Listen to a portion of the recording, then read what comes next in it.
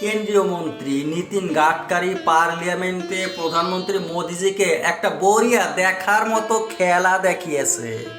আর এই খেলাটায় মোদিজির মুখ ভয়ে একদম কালা হয়ে গেছে।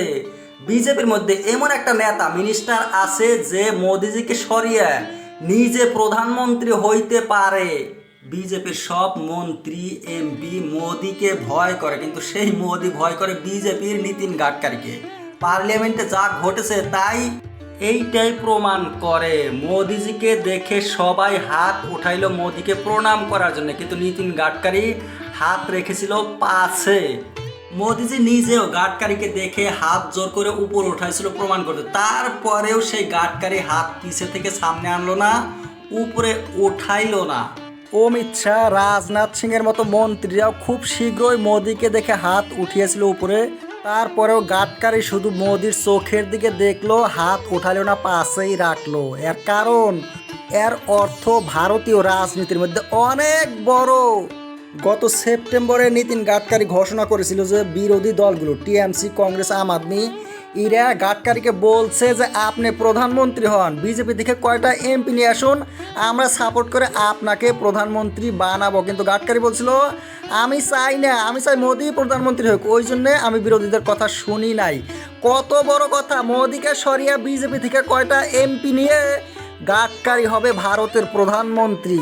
গাডকারি এইটাও বলেছিল যে ওনাকে সমর্থন করার মতো যথেষ্ট সংখ্যক এমপি আছেও বিজেপিতে। বিজেপির মন্ত্রীরা এমপিরা কি জন্য মোদিকে এত ভালোবাসেন, এত শ্রদ্ধা দেখায়, হাত উঠিয়ে প্রণাম করে, পায়েও পড়ে? কারণ মোদি যতদিন চাইবে ততদিনই একজন মিনিস্টার থাকবে। মোদি যদি এখনই চায় একজনের মন্ত্রী শেষ করে দিতে পারে। অনেককে মন্ত্রী পদ থেকে দূরে সরিয়েছে মোদি। আর গাডকারি এলকে আদবানি, মুরলী মনোহর যোশীর সাথে যখনই দেখা করে তখনই একদম পায়ে পড়ে যায়, পুরনো বিজেপি নেতাদের পায়ে পড়ে। সেই ব্যক্তি মোদির সামনে হাতটাও উপরে উঠাবে, তাও উঠায় না। কেন? ওনার কোনো ভয় নাই। উনি বলছিল আমার মন্ত্রী পদ নেওয়াটা এত সহজ নয়। উনি বিজেপির বিরুদ্ধে অনেক কথা বলে। উনি বলছে যে দেশে দরিদ্রতা বৃদ্ধি পাচ্ছে। মোদি যখন গান গেছে আমি অনেক উন্নতি করছি।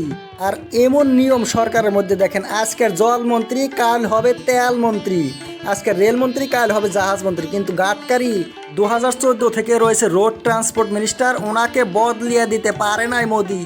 One nation one election bill pass করতে গিয়ে মোদি হুইপ জারি করেছিল সব এমপিদেরকে, সব বিজেপি এমপি পার্লামেন্টে উপস্থিত থাকতে হবে। মোদি নতুন বিল পাস করবে, একটা ইলেকশন হবে ভারতে, তার মানে এমপি ইলেকশনের সাথে এমএল ইলেকশন হবে, আলাদা কোনো ইলেকশন হবে না।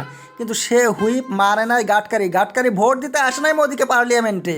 গাডকারির জন্ম হয়েছে মহারাষ্ট্রর নাগপুর শহরে, কিন্তু আরএসএসের জন্ম সেই নাগপুরেই হয়েছে। আর নাগপুরের এমপি হয়েছে গাডকারি, যেখানে আরএসএসের হেডকোয়ার্টার।